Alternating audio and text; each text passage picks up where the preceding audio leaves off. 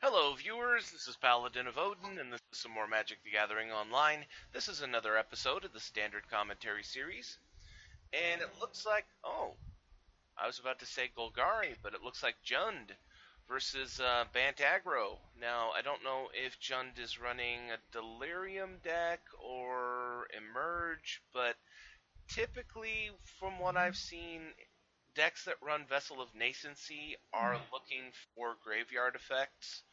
So who knows? It could be Jund Emerge or Jund Delirium, though, Delirium has kind of been rolled into Emerge now because, you know, why not run both? Because you're going to be putting creatures into your graveyard because of Emerge.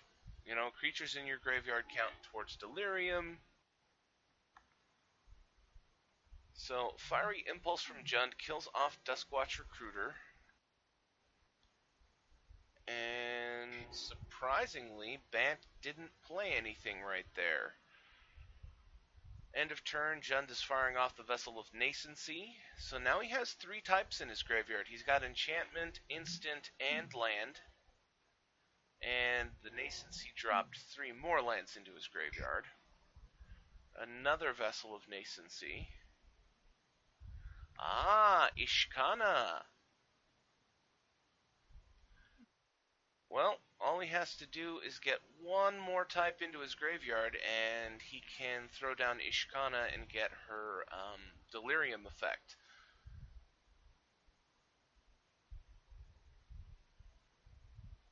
And, being able to look at the top 4 and pick 1 and throw the other 3 into your graveyard, you're probably going to get 4 different types in your graveyard most of the time. Neeblegast Herald. 2/1 flash flying. When an hit or another spirit enters the battlefield under your control, tap target creature and opponent controls. Alright. Not a bad card. It wouldn't be a very good card if it didn't have flash, but since it does have flash, it effectively becomes a spell-like effect creature. And that's not bad. So attacking in for 2, Jund does not respond. I'm starting to wonder whether or not this Bant deck is trying to... Alright. He's running Mausoleum Wanderer, so... I've heard a lot of talk about how good Mausoleum Wanderer is, but I can't really see that it's very good outside of a deck that runs a lot of spirits. So, you're not going to be running just Mausoleum Wanderer in like a Bant aggro deck because its effect is not that good if you only have 4 spirits in your whole deck. Ooh, and there you go. Gets rid of a Pilgrim's Eye and Grapple with the Past is another instant, but now he has 4 types in his graveyard. He does have Delirium.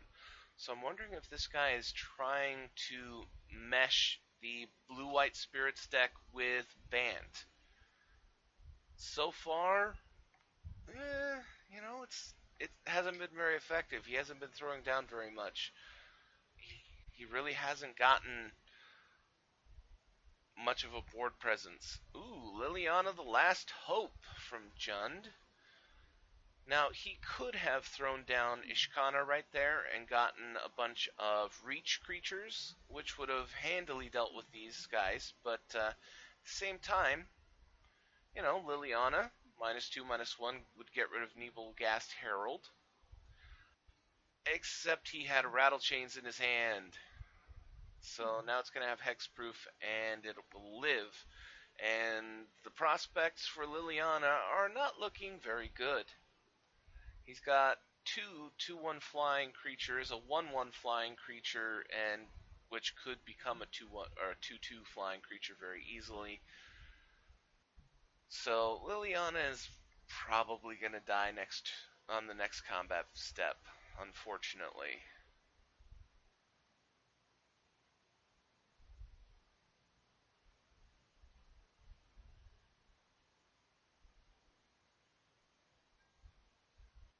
Now, we have seen that Jund runs Fiery Impulse, so it is a possibility that he could throw that down at some point. I can't really think of another one drop red spell. But Traverse the Ulvenwald with Delirium lets him search for a creature, so he grabs another Ishkana.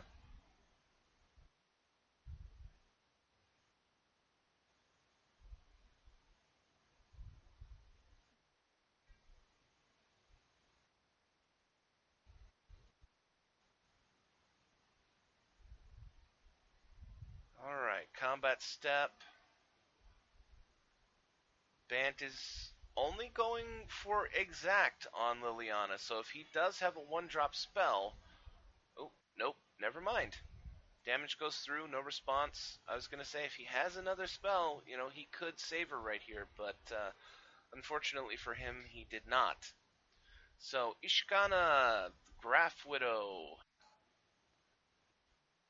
3/5 reach, really good against the creatures he's facing off against, and then 3 1/2 reaches, which are also good against the creatures that he's facing. And then on top of that, we know that he has another one in his hand. So whether he's planning on going for her big ability or not, he's got plenty of creatures to deal with these little spirits. So Bant kind of needs Reflector Mage. It's not a bad way of dealing with this. Gets rid of the tokens permanently and gives him a 2/3, which is a decent attacker and blocker against what he's facing.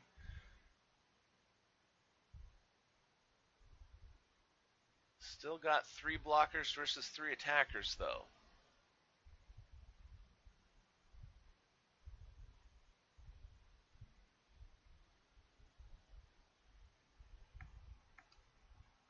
So he chooses not to attack in. It looks like he doesn't have a way to get his creatures through without going through the spiders.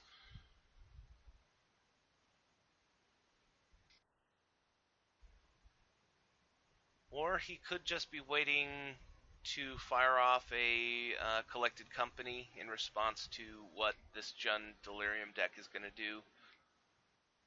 Ooh, Languish. That's kind of surprising.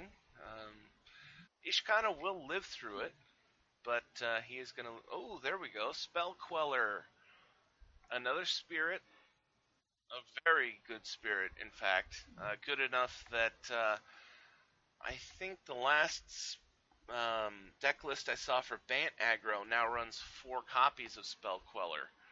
Because, same mana cost as Reflector Mage, has same power and toughness, has a very relevant ability, just like Reflector Mage, but then on top of that, Spell Queller has flash and flying.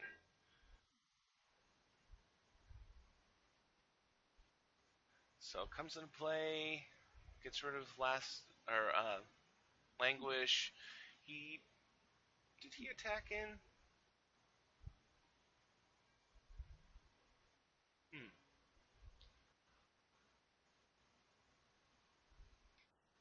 Okay, going in with the 2/3s since these little spider tokens can't stop them without dying. So 4 damage. Jund is down to 12. And he's still wide open, Bant is wide open with 7 mana to use. Sacrificing Ishkana to the Distended Mindbender, which is a very powerful card.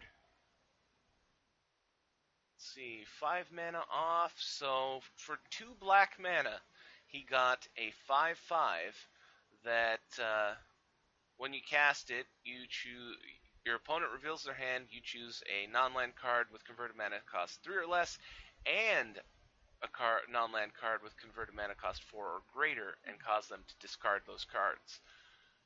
And then the other thing about Distended Mindbender is if you have a second one in your hand, you can sacrifice the first one to get a 2-drop version of it if you hadn't, like in this situation. But only one card in hand for Bant. If it was a collected company, I would have expected him to fire it off by now. But if it's anything but a land, it's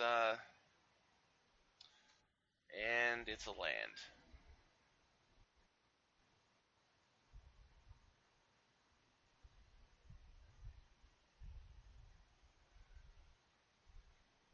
Well,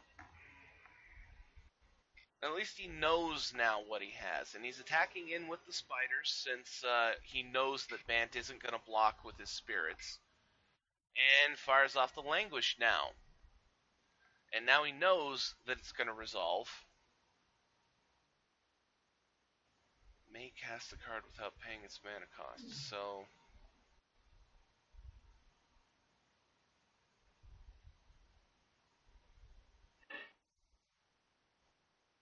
Well, he is going to make him use the last mana that he has, but it was either do that or just die, let it die, and it didn't really matter.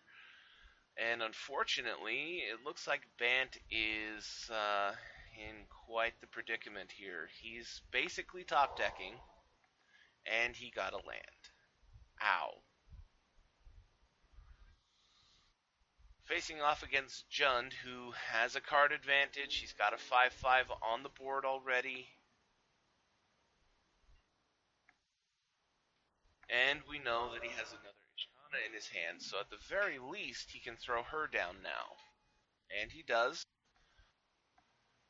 So that's 1, 2, 3, 6. That's 11 damage on the board right now.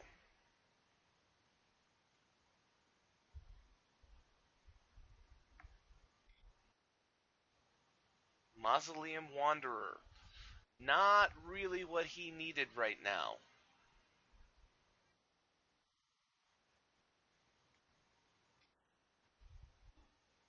And end of turn ultimate price to kill it. So now he's wide open. Like I said, 11 power on the board right now. And how much does it cost? 7? 1, 2, 3, 4, 5, 6, 7. Yeah, if this damage goes through, he can just activate Ishkana and take the win.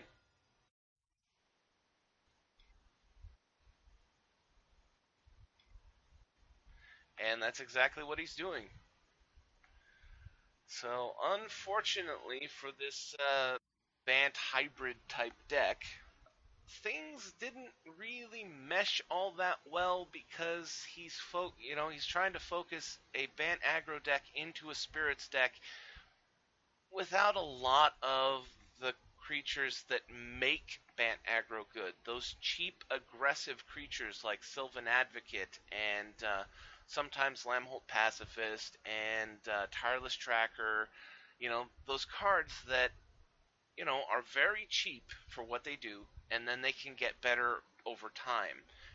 And, spirits don't really do that very well, especially when you're trying to combine Bant aggro with spirits instead of just going straight spirits or straight Bant aggro. So, he's experimenting. I wish him well.